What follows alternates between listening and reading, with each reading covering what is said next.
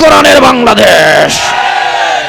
ওই সংসদের চেয়ারে মমতাজের গান আর তেল মারা আর হবে না, ওখানে আল্লাহর কোরআন থেকে তাফসীর আমরা শুনতে চাচ্ছি, ঠিক কিনা বলুন আমার বন্ধুগণ।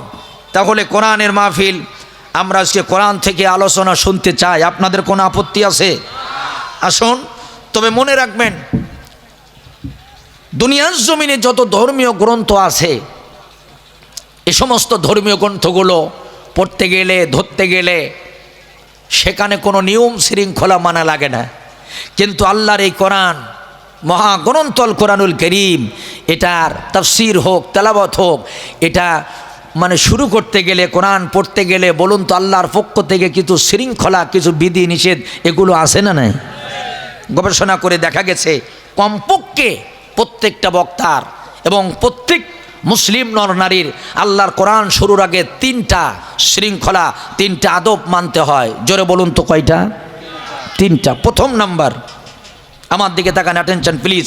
প্রথম নম্বর হলো কোরআনুল কারীমের 16 নম্বর সূরা, সূরাটার নাম সূরাতুন নাহল। সূরাতুন নাহল মানে কি বলুন তো? মৌমাছি। সূরাতুন নাহল, এই মৌমাছি নামক সূরায় আল্লাহ রাব্বুল আলামিন 9-এর পিঠে 8, তাহলে কত নম্বর হয়? 98, 58, 9-এর পিঠে 8, তাহলে 98 নম্বর আয়াতেই এই ঘোষণাটা দিয়েছেন। প্রথম নাম্বার কোরআন শুরু করার আদব। আল্লাহ রাব্বুল আলামিন ডেকে বললেন, ফাইদা ক্বারাআতাল কুরআনা ফাস্তাইজ বিল্লাহি মিনাশ শাইতানির রাজিম। আল্লাহ পাক বললেন যে আমার এই কোরআনের যখন তেলাওয়াত শুরু করবা, তখন সর্বপ্রথম তোমরা আউযু বিল্লাহি মিনাশ শাইতানির রাজিম এটা পড়ে নিবা। মরদুদ শয়তান, এর থেকে আল্লাহর কাছে পানা চাইতে হবে। আউযু বিল্লাহি মিনাশ শাইতানির রাজিম এটা পড়তে হবে। এরপরে বিসমিল্লাহির রহমানির রহিম এটা পড়তে হবে। বলুন তো এই হুকুম কার? এখন এই হুকুম যদি আমরা মানতে যাই, তাহলে আমার বন্ধুগণ, আমার সাথে সকলে, কেউ মুখ বুঝে বুঝে থাকবেন, আমার সাথে সকলে সুরন্ত কণ্ঠে পড়েন, আউযু বিল্লাহি মিনাশ শাইতানির রাজিম, বিসমিল্লাহির রহমানির রহিম। একজন বলবেন, হুজুর এই আমলটা করলে কি কোনো লাভ আছে? অবশ্যই লাভ আছে। আল্লাহ নবী বাইতুল্লাহ চত্বরে একদিন দোয়া করেছিলেন যে আল্লাহ, হয় আবু জেহেল নাই ওমর, এই দুইজনের একজনকে তুমি ইসলামের জন্য কবুল করে নাও। জোরে কোন সুবহানাল্লাহ। বলেন তো কয়জনের ভিতরে একজনকে চাইলেন? কয়জনের? 2 জনের মধ্যে একজনকে চাইলেন। আপনারা যারা আলোচনা শুনতেছেন, বুঝতেছেন, বলুন তো নবীজি এখানে ওমরের কথা আগে বললেন না আবু জেহেলের কথা আগে বললেন? আবু জেহেল। আল্লাহ নবী বললেন আবু জেহেল নাই ওমর, এই 2 জনের একজনকে আল্লাহ তুমি হেদায়েত দাও ইসলামের জন্য, ইসলামকে শক্তিশালী করার জন্য।